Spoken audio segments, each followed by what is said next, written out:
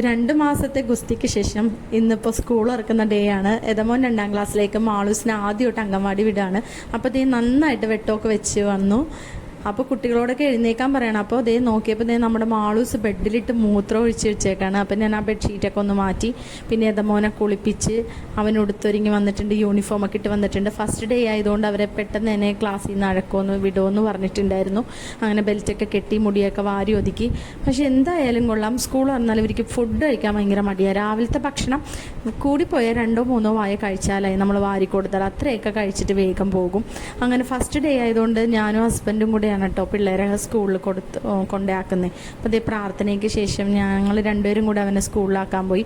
അവനെ ആക്കി വന്നിട്ട് വേണം ഞങ്ങൾക്ക് അവന് വേഗം വിടും. അപ്പോൾ അവനെയും വിളിച്ചുകൊണ്ട് വരും.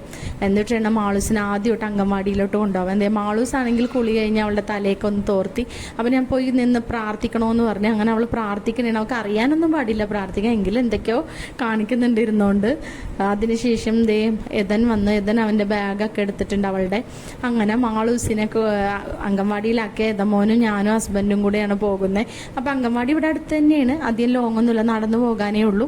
അങ്ങനെ അംഗൻവാടിയിലേക്ക് പോകാനായിട്ട് ടാറ്റയൊക്കെ തന്ന അവൾ പോണേണ്. നടന്നാണ് കേട്ടോ ഞങ്ങൾ പോയത്. അങ്ങനെ എത്തിയതേ അപ്പോൾ പപ്പയുടെ കൈയും പിടിച്ചിട്ടാണ് അവൾ കയറുന്നത്. അപ്പോൾ ആദ്യമായിട്ട് അംഗൻവാടി പോണോണ്ട് ഇവൾ കരയോ എങ്ങനെയാണെന്നൊന്നും നമുക്കറിയില്ല. അപ്പോൾ ചില കുട്ടികളൊക്കെ അവിടെ കരയുന്നുണ്ടായിരുന്നു. ഞങ്ങൾ ചെന്നപ്പോൾ ഒത്തിരി കുട്ടികളുണ്ട്. അപ്പോൾ മിസ് അവരുടെ തലയിലൊക്കെ ക്രൗണൊക്കെ വെച്ച് കൊടുത്തിട്ടുണ്ട്. നമ്മൾ കൊടുക്കുന്നതിനൊക്കെ കൃത്യസമയത്ത് അവർ വേഗം ഫ്രണ്ട്സിൻ്റെ ഒക്കെ കൂടി ഇരുന്ന് കഴിക്കുമ്പോഴേ കുട്ടികൾ വേഗം ഭക്ഷണം കഴിക്കും.